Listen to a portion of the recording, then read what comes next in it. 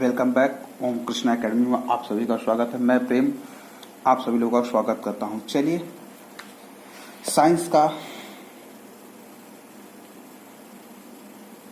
विज्ञान की आज हमारा जीव विज्ञान है, ये हमारा ठीक है।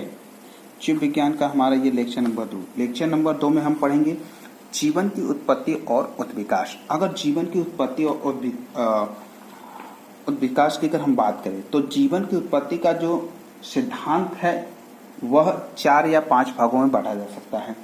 जैसे बिग ब्योरी का सिद्धांत, महाविस्फोटन बिग ब्योरी सिद्धांत के अनुसार अगर हम बात करें, ठीक है, महाविस्फोट सिद्धांत माने बिग ब्योरी थ्योरी के सिद्धांत के अनुसार अगर हम बात करें तो करीबन हम कह सकते हैं कि आज से लगभग 15 अरब पूर्व महाविस्फोट हुआ। माने बिग बैंग के थ्रू यूनिवर्स में एक विस्फोट हुआ, बहुत बड़ा विस्फोट हुआ। और भूपटल की रचना पे लेके कह सकते हैं कि जो कल्प बटा माने जो काल बटा या कह सकते हैं जो विस्फोट के कारण जो जिगजैग हुआ या जोनिक इरा हुआ, ये सब जैविक महाकल्प हुआ। तो ये इसी महाकल्प में तो आर्कियोजोइक महाकल्प से लगभग 3.8 अरब हम कह सकते हैं कि लगभग 3.8 अरब पूर्व जीवन की उत्पत्ति मानी जाती है। जीवन की उत्पत्ति मानी जाती है। जीवन की उत्पत्ति मानी जाती है और इस उत्पत्ति में कई सारे सिद्धांत हैं। तो जीवन की उत्पत्ति में जो सिद्धांत है, अगर हम कर सकते हैं कि जीवन की उत्पत्ति में जो सिद्धांत है, पहला है स्वतः उत्पत्तिवाद। स्वतः उत्पत्तिवाद। दूसरा हम कह सकते हैं कि विशेष उत्पत्तिवाद। विशेष उत्पत्तिवाद। तीसरा कह सकते हैं जीवांत जीवोत्पाद। जीवांत जीव उत्पत्तिवाद। चौथा ब्रह्मांडवाद।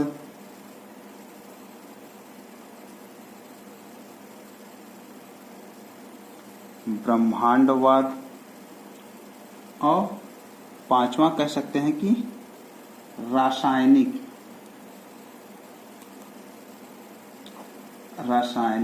संश्लेषणवाद। रासायनिक संश्लेषणवाद। इन्हीं पांच के आधारों पे हम कह सकते हैं कि जो हमारी ब्रह्मांड की उत्पत्ति है इन्हीं पे।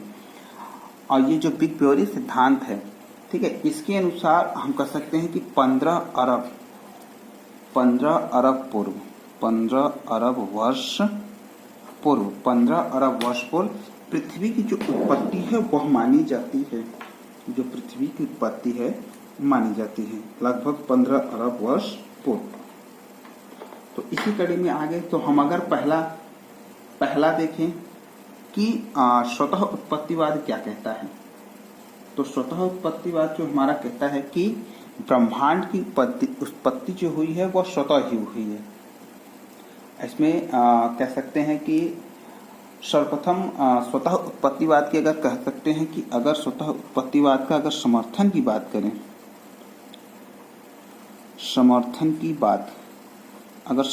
बात करें तो स्वतः उत्पत्तिवाद का जो समर्थन किया था वो वान हेमाल्ट, ठीक, वान हेमाल्ट व अरस्तु ने इसको माना है, स्वतः उत्पत्तिवाद को। अब इसके बाद हम कह सकते हैं कि जो उत्विकास हमारा हुआ, ठीक है, जो हमारा उत्विकास हुआ वह अलग अलग चरणों में, अलग अलग काल में, अलग अलग समय में ये बटा हुआ है। और विशेष उत्पत्तिवाद के जो कह सकते हैं जनक, ठीक है, विशेष उत्पत्तिवाद के जनक कहेंगे फादर सोर्स थे। उत्पत्तिवाद के जो हमारे जनक थे वो कौन थे? फादर सोर्स थे। इन्होंने कहा था कि पहले मानव बना। इन्होंने कहा कि पहले मानव की उत्पत्ति हुई, पहले मानव की उत्पत्ति हुई। और जो ब्रह्मांडवाद है, ब्रह्मांडवाद हम कह सकते हैं कि जो ब्रह्मांडवाद है इसका रिटजर और अर्हेनियस, रिटजर व अर्हेनियस,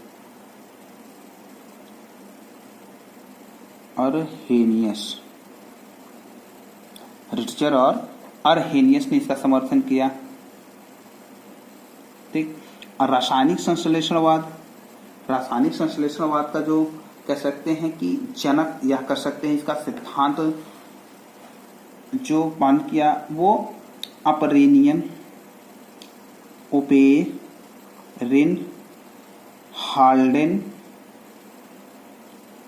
हाल्डेन सिद्धांत,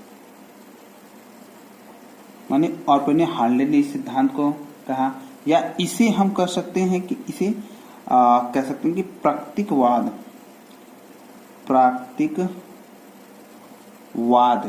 प्राकृतिकवाद का सिद्धांत भी कहा जाता है, प्राकृतिकवाद का सिद्धांत भी कहा जाता है।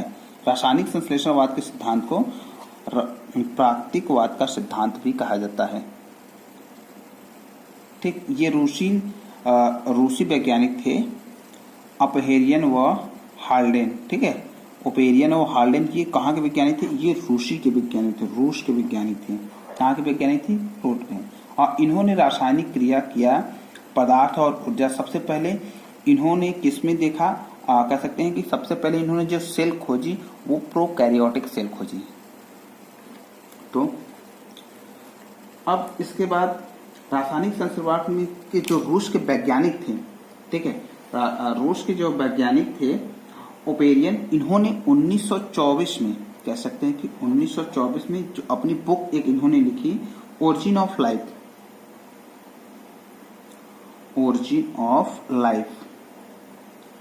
ओरिजिन ऑफ लाइफ ने इन्होंने बुक लिखा। ठीक।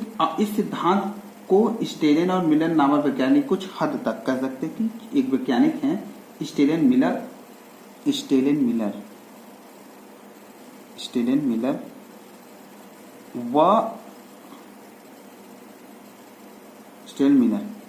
जो वैज्ञानिक थे इन्होंने इसको समर्थन किया। क्या किया? समर्थन किया। ठीक। और 1955 में कह सकते हैं कि 1955 में इन्होंने प्रयोगशाला में सिद्ध करके भी दिखाया।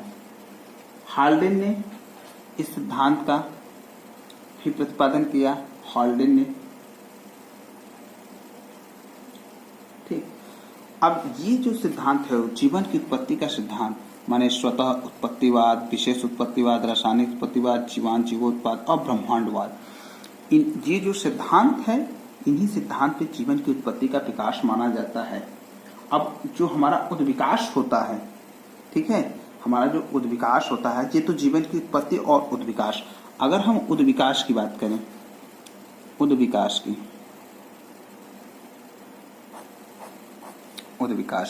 अगर हम उद्विकास की बात करते हैं तो हमारा जो उद्विकास हुआ यह प्रक्रिया कह सकते हैं कि यह उद्विकास का जो प्रक्रिया है यह किसी विशेष स्थान पर रहने वाले एक साथ आबादी में बहुत लंबे अरसे के बाद बदलाव आते हैं। माने जो उद्विकास है हम कह सकते हैं कि कोई भी व्यक्ति या कोई भी जीव एक स्थान पर रह रहा है तो उसमें जो परिवर्तन होता है एक लंबे समय के बाद, या आप कह सकते हैं कुछ समय बाद जो परिवर्तन होता है उसे हम क्या कहते हैं? उद्विकास कहते हैं।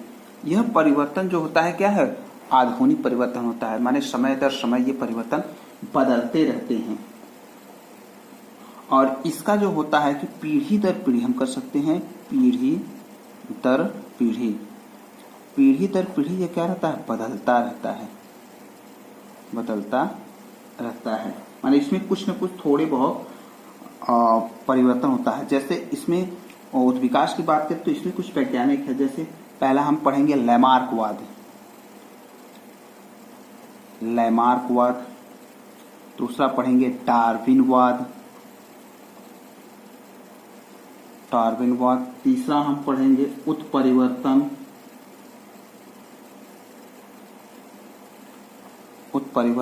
चौथा हम पढ़ेंगे नव डार्विनवाद।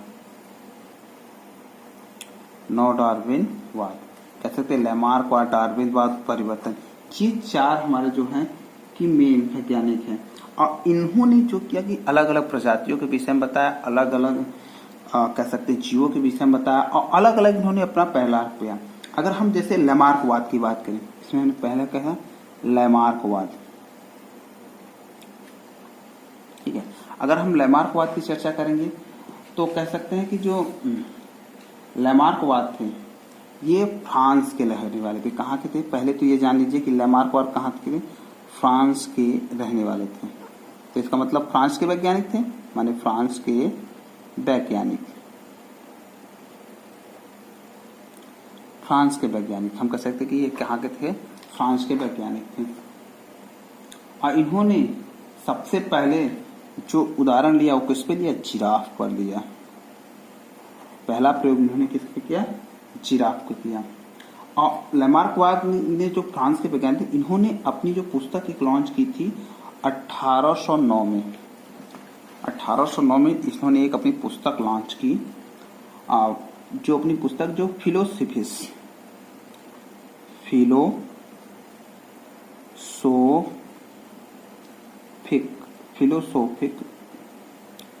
जूलोफिक, इन्होंने एक पुस्तक, इसमें पुस्तक इन्होंने जिराफ का उदाहरण, मैंने किसका उदाहरण लिया? जिराफ का। इसी पुस्तक में इन्होंने जिराफ का उदाहरण लेकर अपना सिद्धांत प्रस्तुत किया। और क्या दिया कि इस सिद्धांत के अनुसार उन्होंने कहा कि अंगों का प्रयोग व अनुप्रयोग तथा उपार्जित लक्षणों की वंशागति को सिद्धांत कहते हैं। और इस प्रक्रिया पर उन्होंने ये तय किया कि जो इसके सिद्धांत है मुख्यतः 3 बातों पर क्या करती है? प्रभाव डालती है। पहला, माने कह सकते हैं कि ये 3 बातों पर इन्होंने फोकस किया, और जो वो 3 बात थी अलग अलग बातों में इन्होंने किया, और वो 4 बात जो थी वो इन्होंने उस पर क्या किया? प्रयोग किया। और उसको प्रयोग किया तो इन्होंने बताया क्या? इन्होंने ये बताया कि जो हमारा जो था, माने पहला इन्होंने जो सिद्धांत किया, वातावरण का सीधा प्रभाव, वातावरण का सीधा प्रभाव। इन्होंने कहा कि जो भी चीज होती है माने इनके अनुसार जीवों पर वातावरण का सीधा प्रभाव पड़ता है। माने जितनी भी जीवों पर वातावरण का सीधा प्रभाव पड़ता है। माने जितने भी जीव होंगे उनका सीधा वातावरण पर प्रभाव पड़ता है। अंगों का प्रयोग और अनुप्रयोग, इन्हें दूसरा क्या? अंगों का प्रयोग व अनुप्रयोग, अंगों का प्रयोग और अनुप्रयोग। इन्होंने कहा कि अगर कोई जीव है जिस कारण उसके अंगों की उपयोगिता बढ़ जाती है तथा कुछ अंगों की उपयोगिता अगर घट जाती है, तो जो जिस अंग की आवश्यकता बढ़ जाती है वो हमारा क्या हो जाता है? विकसित हो जाता है। और जो अंग की जरूरत नहीं होती है वो अविकसित हो जाता है। यानी कह सकते हैं जिसकी हम आवश्यकता है वो बार बार अगर हम यूज करते हैं तो उसकी आवश्यकता बढ़ जाएगी, और जो बार बार प्रयोग नहीं करे तो उसका आवश्यकता नहीं, तो उसकी अनुप्रयोग कम हो जाएगा, तो वो हमारा विकसित नहीं होगा। जो बार बार यूज करते रहेंगे वही चीज हमारा क्या होगा? प्रयोग बढ़ता जाएगा। अब हम कह सकते हैं कि उपार्जित लक्षणों की वंशागति, तीसरा उपार्जित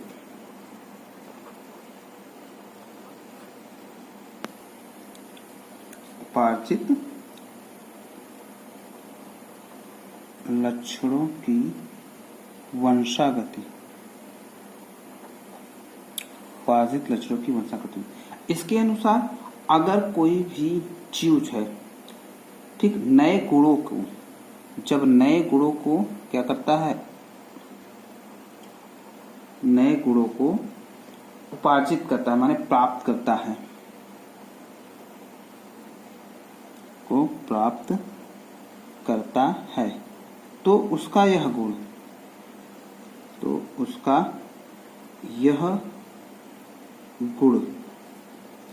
पीढ़ी दर पीढ़ी बढ़ता जाता है, पीढ़ी दर पीढ़ी बढ़ता जाता है। माने जो नया गुण उसने प्राप्त किया, अगर उसका उपयोग वह कर रहा है तो वो उसकी जो उपयोगिता होगी वह धीरे धीरे क्या होगी, बढ़ती चली जाएगी। ठीक। अब अगला हमारा जो वैज्ञानिक थे डार्विनवाद। ठीक। अच्छा, थोड़ा सा इनकी जो कुछ चीजें हैं इनकी आलोचना भी हुई। इनकी क्या हुई, इनकी आलोचना। तो कह सकते हैं कि जो लैमार्कवाद थे, लैमार्कवाद की आलोचना कौन किया था, इनकी आलोचना बीजमैन ने की थी। बीजमैन ने की थी। और क्या इन्होंने किया, क्या कि जो चूहे को लिया, ठीक है, आलोचना करते हुए बताया कि इन्होंने कहा कि दैहिक कोशिका माने सोमैटिक सेल जो हमारी होती हैं उनमें परिवर्तन सोमैटिक सेल पीढ़ी दर पीढ़ी नहीं बढ़ते हैं। सोमैटिक सेल पीढ़ी दर पीढ़ी नहीं बढ़ते हैं, यह जरूरी नहीं है। इन्होंने कहा यह जरूरी नहीं कि अगर पहलवान का बेटा पहलवान ही। और इन्हें क्या किया, चूहों लिया, चूहों को कुछ दिनों तक और चूहों को पूंछ काटते गए, एक पीढ़ी, दो पीढ़ी, तीन पीढ़ी, लेकिन फिर भी उन चूहों में पूंछ आने की प्रवृत्ति क्या होगी, बढ़ती गई। तो इसी के अकॉर्डिंग उन्होंने कहा कि यह जरूरी नहीं है कि पहलवान का बेटा पहलवान ही हो। और इसमें कहा सोमैटिक सेल जो कायिक सेल्स होती हैं वो हमारी दैहिक सेल्स जो होती वो नहीं बदलती हैं।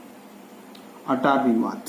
अब चलिए, अब अगला हमारा टॉपिक होगा डार्विनवाद। देखिए, डार्विनवाद ये ब्रिटिश के वैज्ञानिक थे। ये कहाँ के वैज्ञानिक थे, ब्रिटिश वैज्ञानिक थे। और इन्होंने क्या बताया, इन्होंने एक अपनी पुस्तक लॉन्च की 1809 में, ओरिजिन ऑफ स्पीसीज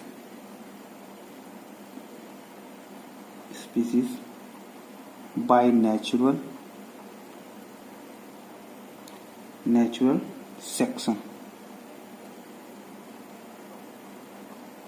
इन्होंने अपनी पुस्तक लॉन्च की the origin species and natural by section. माने इन्होंने कहा प्राकृतिक चयन द्वारा जातियों की उत्पत्ति। इन्होंने जो प्रयोग किया अपने फिंची नामक चिड़िया को प्रस्तुत करते हुए अपना सिद्धांत इन्होंने दिया। इन्होंने कहा योग्यतम की उत्तरजीविता या प्रकृति की चयन का सिद्धांत, माने योग्यतम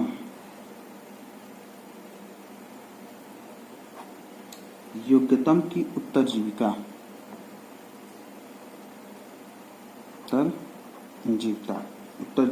या कह सकते हैं कि प्रकृति की का चयन का सिद्धांत, प्रकृति चयन का सिद्धांत इन्होंने दिया कि माने जो अपने जीव हैं, अपने वातावरण में जो सरवाइव कर पाएंगे, जी पाएंगे, वही जीव इस पृथ्वी पर बने रहेंगे। और जो जीव सरवाइव नहीं कर माने झेल नहीं पाएंगे, वह क्या है, वह जीव फेल हो जाएंगे, माने वो जीव हमेशा के लिए खत्म हो जाएंगे। ठीक। इन्होंने फिंची नामक चिड़िया पे लेके अपना क्या किया था, सिद्धांत। और इन्होंने 5 बातें बताई। पहला, संतान की उत्पत्ति की प्रचुर मात्रा, संतान उत्पत्ति की प्रचुर क्षमता हो,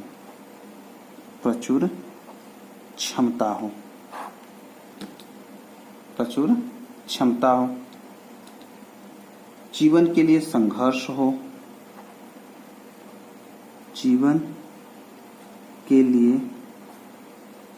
संघर्ष हो, तीसरा योग्यतम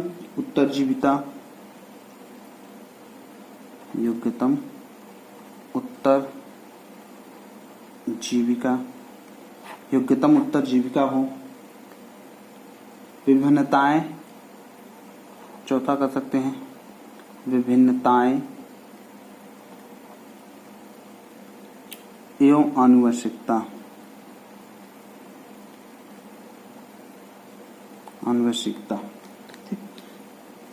5वां, नई जातियों की उत्पत्ति।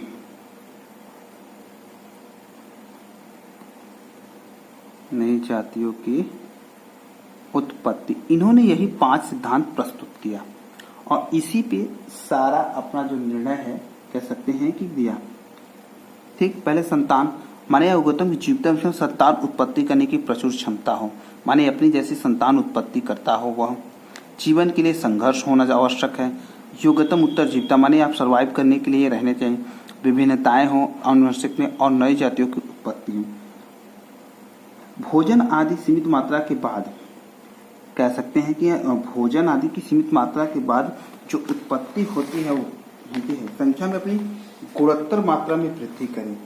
गुणोत्तर मात्रा में अगर वृद्धि हो रही है तो वह कह सकता है कि वह जीवन का संघर्ष कहा जाता है। यह 3 प्रकार का होता है।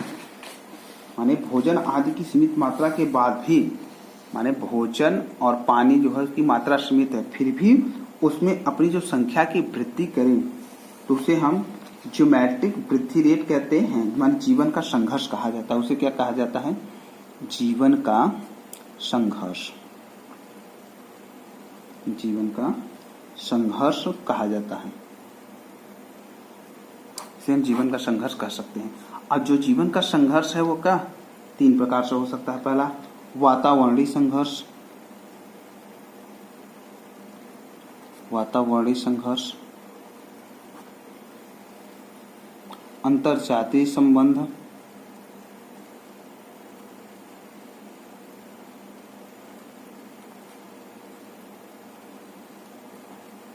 और तीसरा क्या हो जाएगा?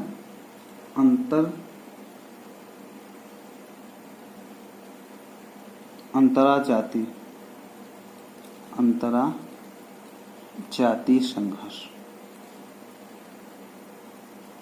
ये 3 संघर्ष हैं। इन्हीं 3 संघर्ष के बेस पर आप देखिए, वातावरणीय संघर्ष, आप वातावरण में सरवाइव करने के लिए हो। ऐसा नहीं कि वातावरण चेंज हो रहा है आप मर जाएं, खत्म हो जाए, माने आपकी प्रजाति क्या है खत्म हो जाए, ऐसा नहीं होना चाहिए। अंतरजातीय संघर्ष माने एक दूसरे से अलग हो।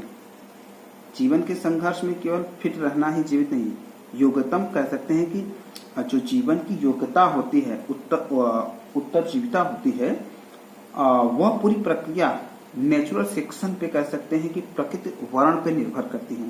प्रकृति वर्ण माने जैसा आपका वातावरण होगा वही प्रकृति की चयन होगी। प्राकृतिक वर्ण में तभी वह कारगर होगा जब उसके वंशागत में विभिन्नता हो, माने अंतरजातीय संघर्ष हो, अलग हो, एक दूसरे से क्या हो, अलग हो।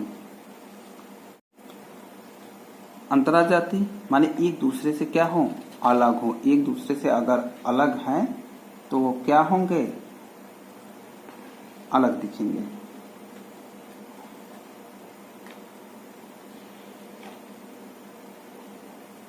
ठीक, उत्परिवर्तनवाद हो गया। चलिए अगला हमारा क्या है, उत्परिवर्तनवाद।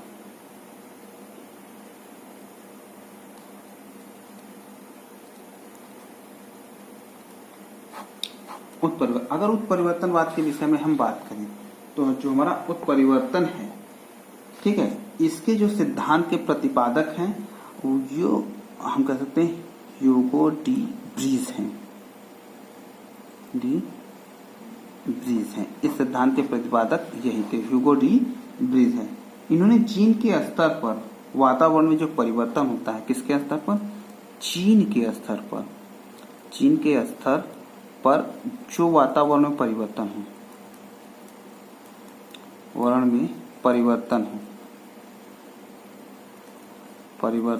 हो, ठीक है, उसे उत्परिवर्तन कहते हैं। उसे हम क्या कहते हैं, उत्परिवर्तन कहते हैं। माने क्या, जीन के स्तर पर जो बदलाव होता है उसे हम उत्परिवर्तनवाद कहते हैं, नौ डार्विनवाद।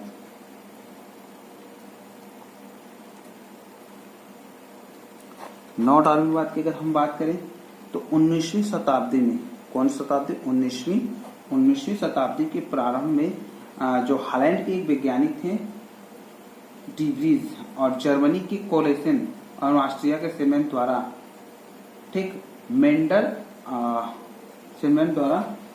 के आनुवंशिक सिद्धांतों की पुनर्खोज की, जिसे इन्होंने डार्विनवाद को अटूट विश्वास को कमजोर किया और कमजोर करने के बाद आनुवंशिक डीएनए जीन्स पीढ़ी दर पीढ़ी में चले जाते हैं तथा लक्षणों में क्या कहते हैं कि लक्षणों में भिन्नता पाई जाती है। कहने का मतलब कि जो नौ डार्विनवाद है, इन्होंने कहा, ठीक, कौन कौन थे? प्रारंभ में हालैंड के जो डिग्री से जर्मनी कोलेन से ऑस्ट्रिया सीमेंट द्वारा जो आनुवंशिकता का सिद्धांत था उसको दिया गया, कंटिन्यू उसको दिया गया। अब जब वो सिद्धांत दिया गया तो उसमें परिवर्तन भी हुए और जो परिवर्तन हुआ तो उन्हें कहा कि डीएनए, ठीक है, डीएनए एक पीढ़ी से दूसरे पीढ़ी में चले जाते हैं, एक पीढ़ी से दूसरे पीढ़ी में चले जाते हैं, यानी उन्हें ले जाने की जरूरत नहीं होती है, वो स्वयं ही चले जाते हैं। अब जब स्वयं चले जाते हैं तो उनमें कुछ अंतर भी होंगे, ठीक है। तो उन्हीं अंतर के विश्वास पे इन्होंने अलग अलग चीजें प्रस्तुत की। इन्होंने कहा उद्विकास की जो इन्होंने प्रकार बताया, ठीक है। अब तो ये नौ डार्विनवाद। अब देखिए उद्विकास के प्रकार। अब हम अगला टॉपिक है हमारा उद्विकास के प्रकार। अगर उद्विकास के प्रकार की हम बात करेंगे, जो हमारा उद्विकास है, ठीक है, यह दो भागों में विभक्त किया जा सकता है। उद्विकास को हम क्या कर सकते हैं? दो भागों में बांट सकते हैं, लघु उद्विकास और दूसरा बृहद उद्विकास। दो भागों में लघु उद्विकास और बृहद उद्विकास में इसको बात करते हैं। लघु उद्विकास का मतलब क्या है? इसका विकास सतत माने किसी एक कह सकते हैं किसी एक एरिया में किया जाता है। माने लघु उद्विकास छोटे स्तरों पर धीरे धीरे परिवर्तन होता है और इसमें जो परिवर्तन होता है धीरे धीरे होता है और कुछ एरिया में होता है। तो ऐसा जब विकास होगा तो उसे उद्विकास कहेंगे। और बृहद उद्विकास एक बड़े समूह में हो, बड़े समूह में होता है और ये छोटे समूह में होता है, बड़े समूह में और छोटे समूह में होता है। तो विकास जो होता है अलग अलग होता है, ठीक। और विकास की जो आधुनिक मान्यता है वह अलग अलग है। आधुनिक मान्यता में हम कह सकते हैं कि उत्परिवर्तन, चीनी अपवहन, देशांतर, प्रकृति का चयन और असोजित संयोजित समागम, ये 5 प्रकार जो है हमारे उद्विकास के कारण हो सकते हैं या होते भी हैं। उद्विकास के गुण की अगर बात करेंगे, जैसे समजात। उद्विकास के अगर हम प्रमाण की बात करें, प्रमाण,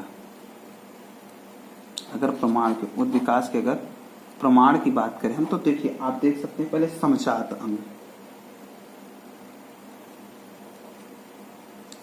समजात अंग, अब समजात अंग में क्या है कि अलग अलग जीवों में जो पाए जाते हैं अंग, उनकी उत्पत्ति और रचना तो समान होती है, लेकिन उनके कार्य अलग अलग होते हैं। रचना और उत्पत्ति समान होती है, रचना व उत्पत्ति समान होती है, रचना उत्पत्ति समान होती है, लेकिन इनके कार्य अलग अलग होते हैं। क्या होते हैं? कार्य अलग अलग, कार्य अलग अलग होते हैं। जो भी होंगे कार्य अलग अलग होंगे, ठीक। जैसे मनुष्य के हाथ हम कह सकते हैं, मनुष्य के हाथ,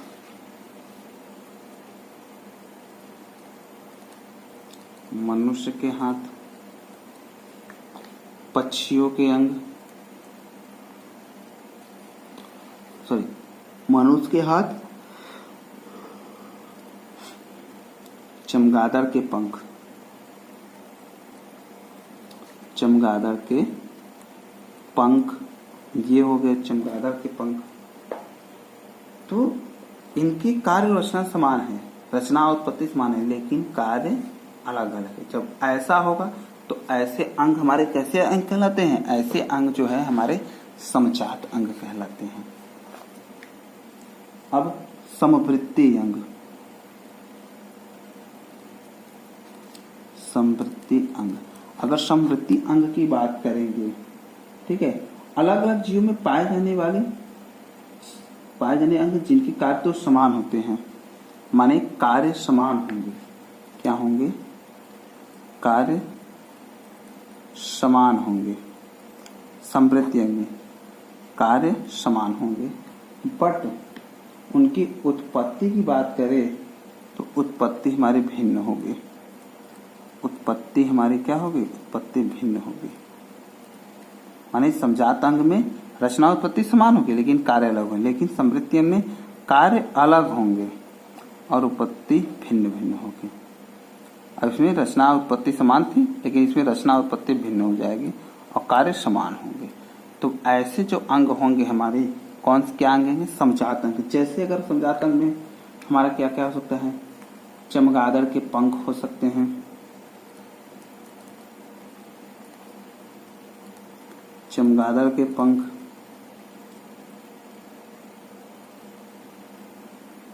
पक्षियों के अंग,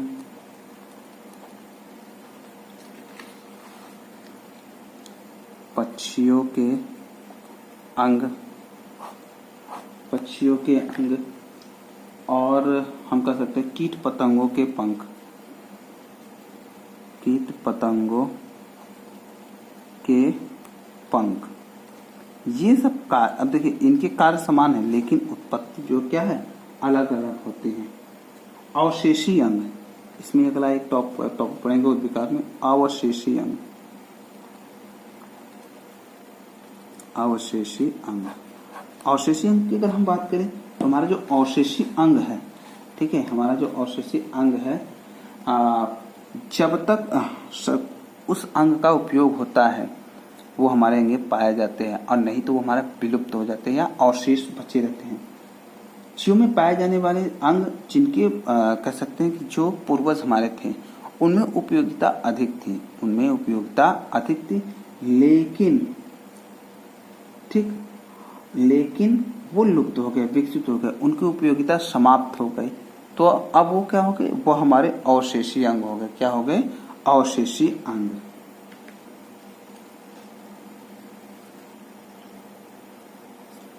अगला हम पढ़ेंगे एकटाविज्म।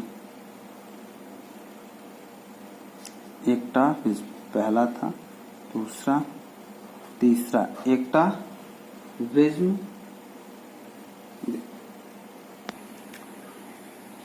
एकटाविज्म या प्रत्यावर्ती अंग ऐसे हैं जो, जैसे हम कह सकते हैं कभी कभी जो हमारे कह सकते हैं कि जो हमारे अंग पहले थे अचानक उसमें कोई परिवर्तन हो जाए, या कह सकते हैं कि ऐसे गुण जो कभी पूर्वजों में थे और वो प्रकट हो जाए, तो उसे हम एक्टाविज्म कहते हैं या प्रत्यावर्ती अंग कहते हैं। जैसे शरीर पे बाल उग आना, जैसे हम क्या कह सकते हैं,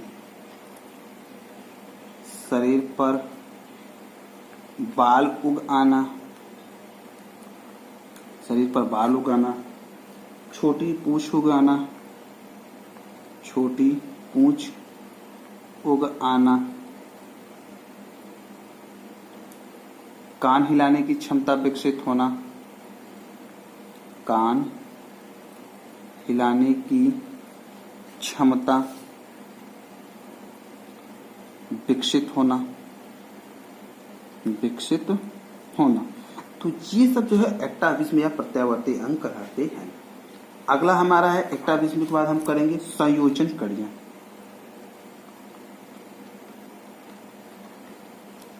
संयोजन कड़ियां,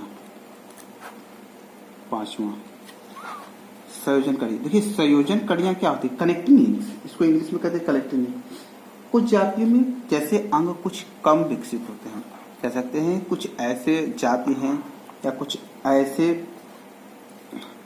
जीव हैं जिनमें कुछ अंग जो है कम विकसित होते हैं, कम विकसित होते हैं, और तथा हम कह सकते हैं कि इनसे अधिक उच्च विकसित जातियों में लक्षणों का सम्मिश्रण पाया जाए, या हम कह सकते हैं कि जो उच्च जात के जो जीव हैं उनमें सम्मिश्रण पाया जाए, तो उसे कनेक्टिंग लिंक कहते हैं या संयोजक क्रिया कहते हैं। जैसे हम कह सकते हैं कि वायरस ये संयोजन क्रिया मानी जाती है। वायरस हमारा संयोजन क्रिया, तो ये सजीव और निर्जीव के बीच की कड़ी है। सजीव व निर्जीव, सजीव और निर्जीव के बीच की कड़ी है वायरस। युगलीना हम कह सकते हैं, युगलीना जंतुओं और पादपों के बीच की कड़ी, जंतु व पादप। युगलीना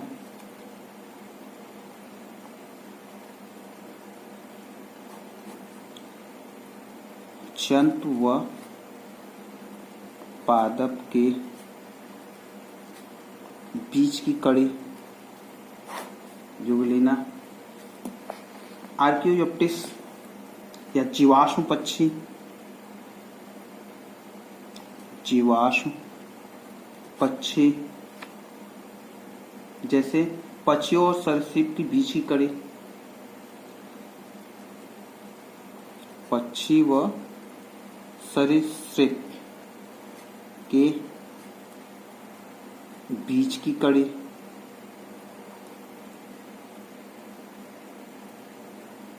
और एक है एकिडना, एकिडना, ऐसे जीव जिसे सरीसृपों और स्तनधारियों के बीच,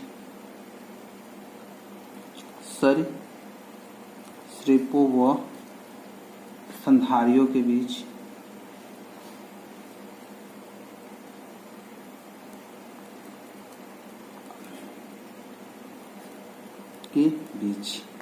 तो ये सब जो है हमारे कौन से हैं संयोजक, कनेक्टिंग लिंक्स, इसको हम कहते हैं। जैसे उलोना हो गया, जीवाश्म पक्षी हो गया, एकेटना हो गया, ये एकेटना में जितने जीव आ जाएंगे वो हमारे होंगे। तो ये सब जो होंगे वो क्या होंगे, ये सब हमारे कनेक्टिंग लिंक्स होंगे। अगला भ्रूण विज्ञान।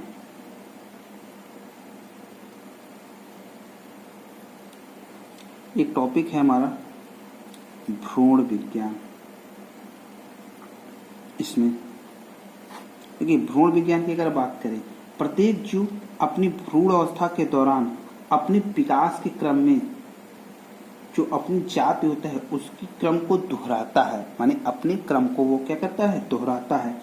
एक कोशिकी जीव हो सकता है और बहुकोशिकी। एक कोशिकी से जो जीव है, बहुकोशिकी की जो प्रक्रिया होती है उसे हम क्या कहते हैं, व्यक्तिवृत्त कहते हैं और ओरिजिनी कहते हैं।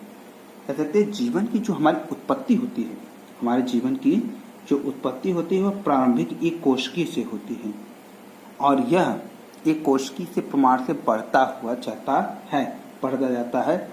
एक कोशिकी होता है, फिर उसके बाद बहुकोशिकी। जैसे आपका कह सकते हैं कि वो अमीबा, अमीबा आपका क्या है, एक कोशिकी जीव है, एक कोशिकी जीव है। लेकिन अगर मनुष्य की बात की जाए, ये बहुकोशिकीय जीव है, यह बहुकोशिकीय जीव है। ये कौन सा है, बहुकोशिकीय जीव है। तो ऐसे जो जीव होते हैं वो कैसे कहलाते हैं, वो एम्ब्रियोलॉजी माने भ्रूण विज्ञान के अंतर्गत चले जाते हैं। कहने का मतलब यह है कि जो जीव अपनी कह सकते हैं कि अपनी अवस्था को बार बार दोहराता है, वो भ्रूण विज्ञान के अंतर्गत आता है। जैसे आदमी ही पैदा करता है, पादप ही पैदा, तो ऐसे जो हमारे होंगे वो हमारे भ्रूण विज्ञान के अंतर्गत चले जाएंगे। चलिए इससे अब देखिए विज्ञान है तो कुछ शाखाएं हैं, उन शाखाओं विषय हम जान लेते हैं कि इसके अंतर्गत किसका किसका अध्ययन किया जाए। जैसे हम कह सकते हैं बायोनॉमिक्स। अगर बायोनॉमिक्स की बात करें तो इसमें जीवधारियों के वातावरण, जीवधारियों व वातावरण का अध्ययन किया जाता है। जीवधारियों व वातावरण का अध्ययन किया जाता है। कायिकी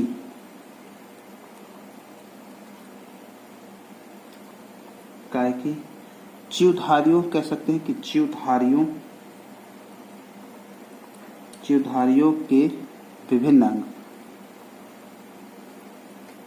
विभिन्न अंग अथवा क्या कह सकते हैं कि संपूर्ण शरीर द्वारा की जाने वाली, या हम कह सकते हैं या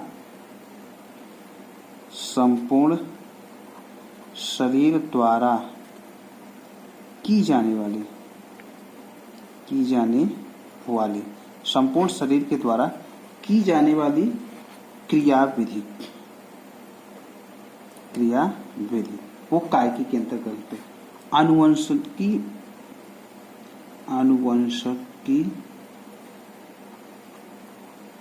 इंजीनियरिंग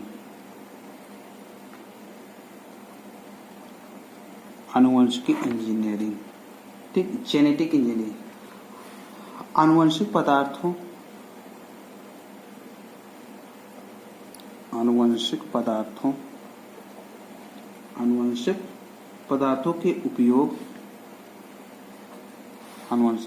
के उपयोग और संयोजन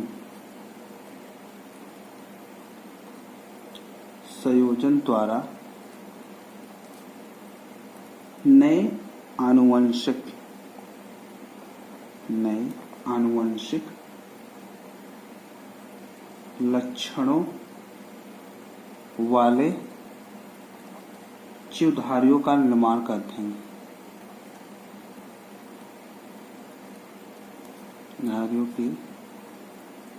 निर्माण का अध्ययन।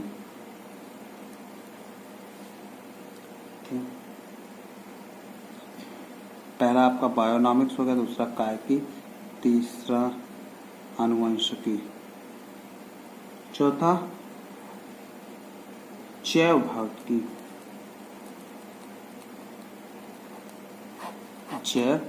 अगर जैव भौतिकी की हम बात करें तो भौतिक सिद्धांतों तथा विविधता का अध्ययन किया जाता है।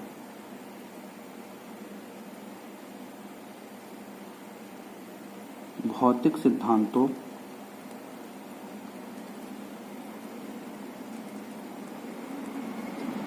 तथा विविधताओं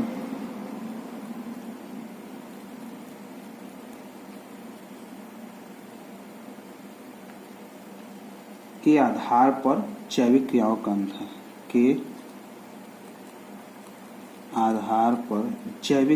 अध्ययन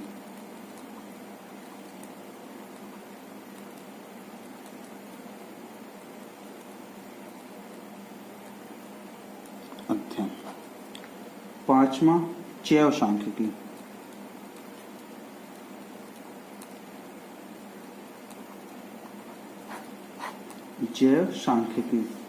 जैविक क्रियाओं तथा उनके प्रमाणों का अध्ययन।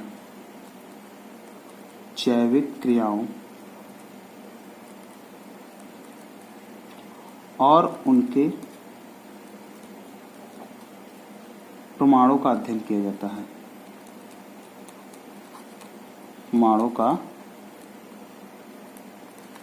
अध्ययन किया जाता है। छठवां हम कह सकते हैं आणविक जीव विज्ञान।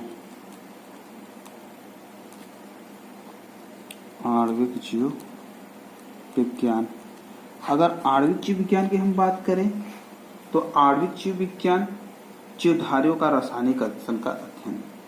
जीवधारियों के रासायनिक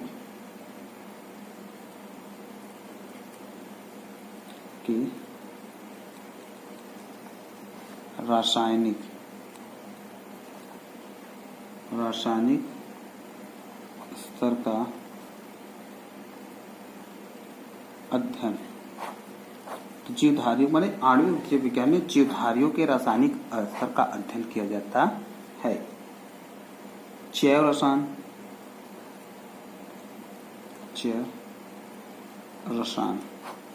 अगर जैव रसायन की हम बात करें तो हमारा जो जैव रसायन होगा उसमें किसका अध्ययन किया जाए?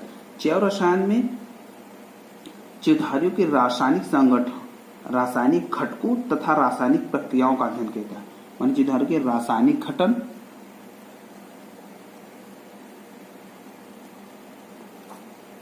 रासायनिक घटकों और तथा रासायनिक क्रियाओं का अध्ययन किया जाता है।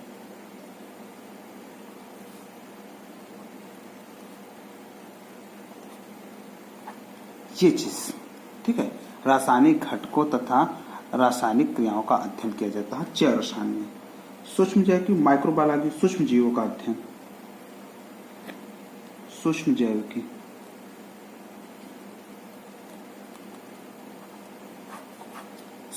की हम इसमें कह सकते हैं कि सूक्ष्म जीवों का अध्ययन किया जाता है। सूक्ष्म जीवों का अध्ययन,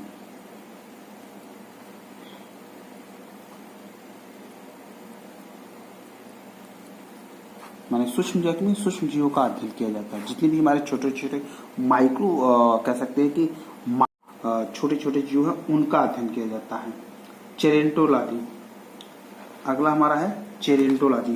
तो जेरेंटोलॉजी में जो हम कह सकते हैं कि जो हमारे वृद्धों में वृद्ध होने की जो प्रक्रिया है, ठीक है, उसका अध्ययन किया जाता है। जेरेंटोलॉजी, जेरेंटोलॉजी ठीक, वृद्ध होने की प्रक्रिया के अध्ययन, वृद्ध होने की प्रक्रिया का अध्ययन किया जाता है। वृद्ध होने की प्रक्रिया का अध्ययन किया जाता है। बायोनॉमी, बायोनॉमी, जो बायोनॉमी है इसमें किसका अध्ययन किया जाएगा? बायोनॉमी जीवन के नियमों का अध्ययन, जीवन के नियमों का अध्ययन किया जाएगा, अध्ययन किया जाता है। इथोलॉजी,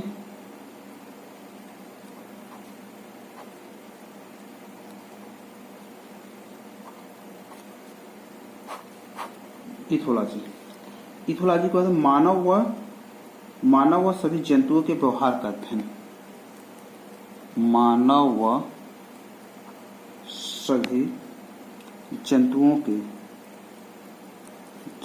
के व्यवहार का अध्ययन किया जाता है।